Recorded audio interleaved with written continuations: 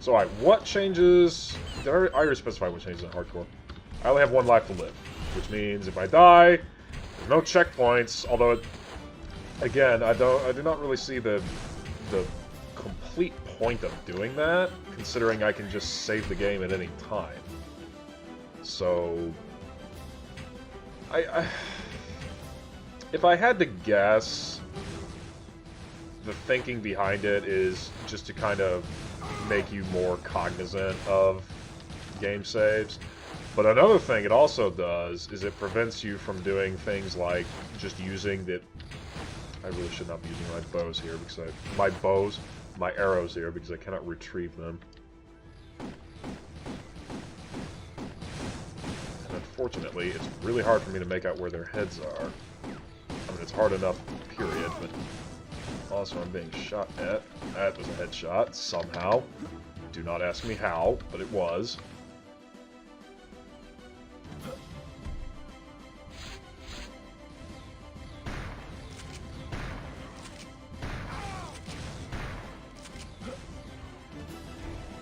But I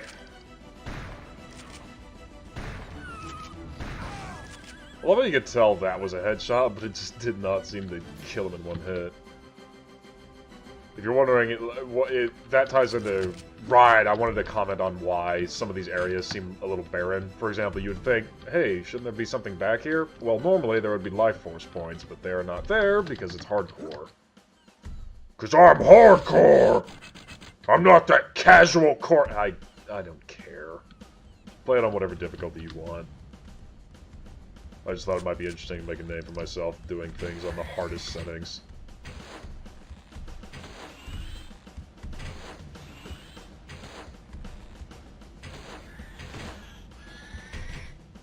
Because too many times I've heard LPers say, let's just leave it on easy or normal.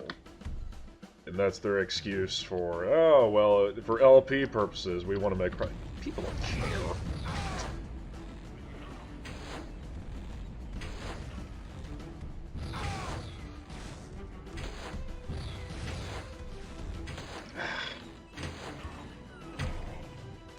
I know the game counts that as a headshot. I know where that arrow went.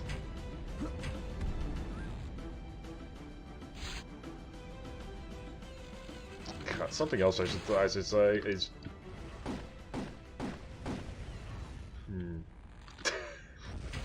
3 explosive barrels does nothing.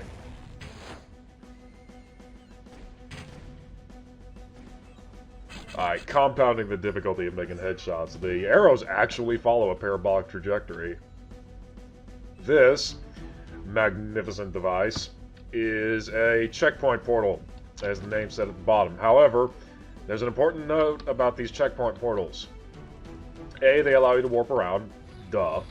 But B, they also allow you to replenish your health and ammunition supplies.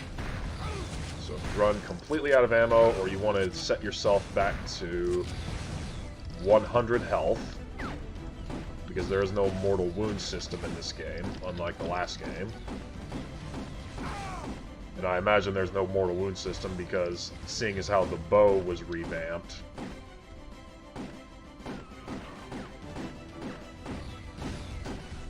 it would be far too easy to just get mortal wounds.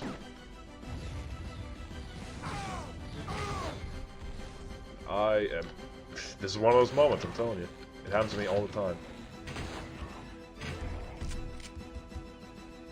Headshot, headshot, headshot, headshot. Oh my god, it took me an entire ammo... It took me my entire ammo pool of pistol rounds to kill one enemy, and I did not even kill it.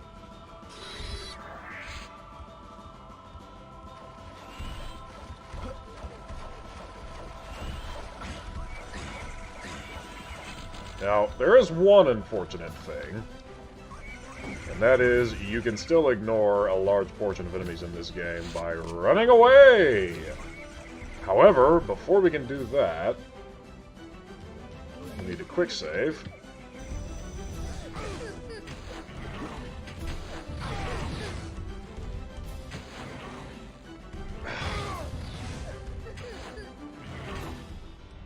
There we go. Okay. That's a rough spot. Anyway, Turok's child senses went off. Child rescue.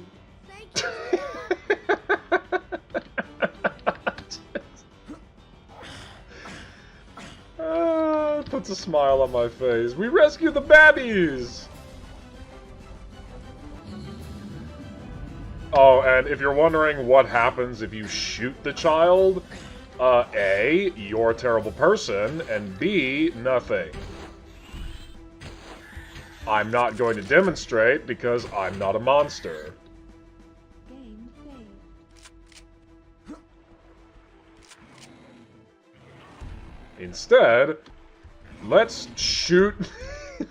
Instead of shooting human children, how about we shoot possibly sapient creatures that may have genuine grievances?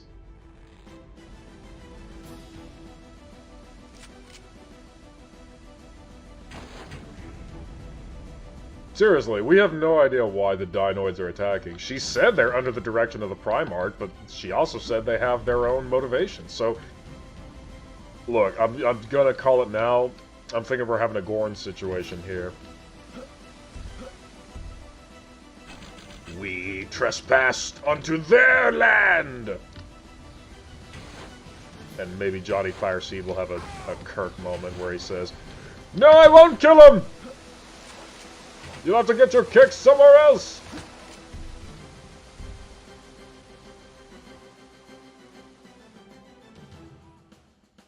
Because thus far, we only have the word of one alien chick. And is she a part of the Lost Land or not? Or maybe? Ah, first death. It's alright. It's alright. It's alright. That's why we save. And I do not even mind showing off my deaths this time. I am not monitoring my health very well, to be perfectly honest. But that's alright, that's alright.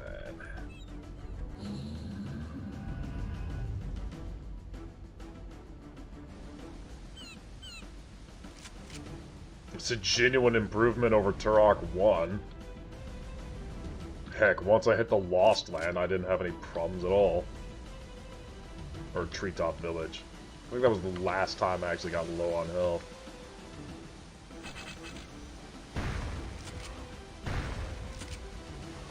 Bam! Secret area. By the by, I have no idea how to open this door. If you do, good for you. Brag about it. You know something I do not. There's your Predator Gauntlet that I talked about. Only happens if you shoot them with explosive shells.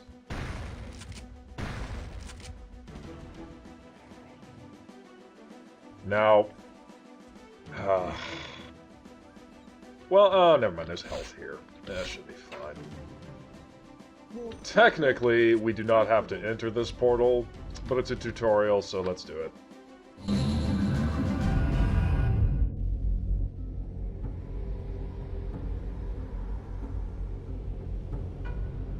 This is a talisman chamber, a holy place that evil cannot enter. Activating the warp portals opens gateways to these ancient sanctuaries. Your quest will require you to locate 5 sacred talismans. The talismans will grant you immunity from certain types of danger and allow you access to new areas that must be explored. The spirits that watch over these chambers will require an offering of a mystical eagle feather before a talisman can be secured. There are 5 talismans and 5 eagle feathers that must be found as your quest unfolds.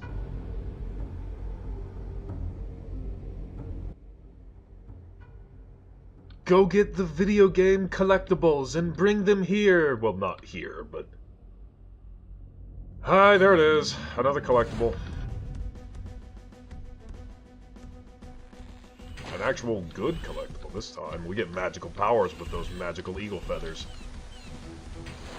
The magical Native American thing in space. Kind of reminds me of another game. that has Native American... What would you call it? Spiritualism? Mysticism? Mythic? Myth? Religion? It's not really a religion, it's more of a series of traditions.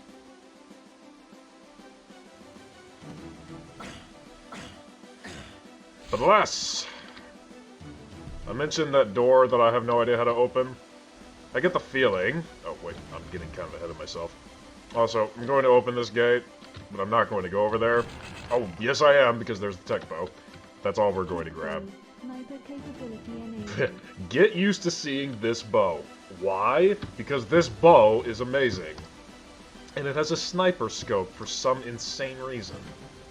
Actually, no, it's not insane. It's because it's a good shooter and we love silly things.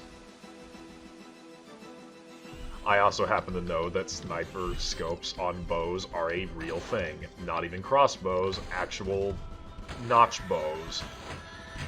They do exist. You can Google them. And no, professional archers do not use them because they are stupid.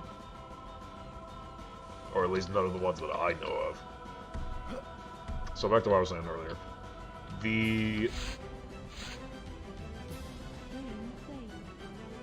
Actually, let me make a hard save here. Alright. The door over there that I have no idea how to open probably leads to that ultra health over there. And you might be saying to yourself, well, just jump on that ledge and jump over there. Unfortunately, it will not let you. Even if you do a diagonal jump.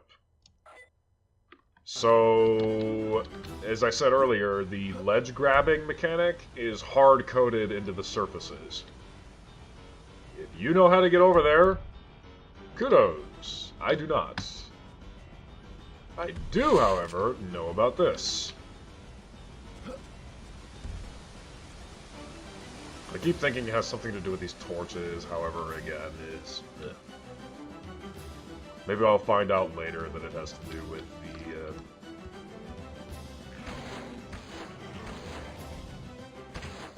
getting the Primogen key, which is where that other gate leads.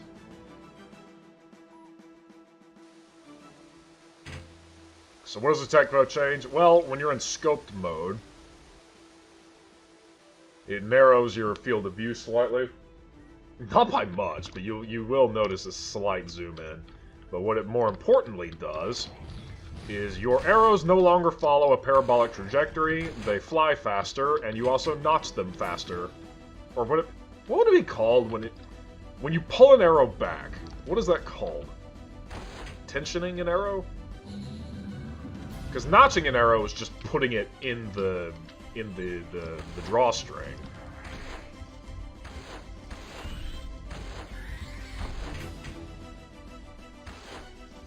Tech bow also lets you shoot, obviously, tech arrows. But I primarily use it because it gets rid of that parabolic trajectory. Which makes shooting enemies a heck of a lot easier with it, and because, as I've already stated, the bow is over-freaking-powered in this game. And yes, I do understand that's a childish way to say overpowered. I do not care. This game is childish.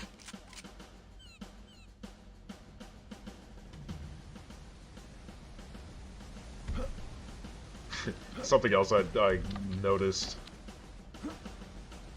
doing a practice run, these levels are long, and they will be broken up into multiple parts. But man, I would have killed. I exaggerate in hyperbole. I would have loved to have seen levels like this in Turok 1. Normally there would be life force points down here, which is why this area feels barren. So instead, how about we open up this totally secret door behind the waterfall and progress.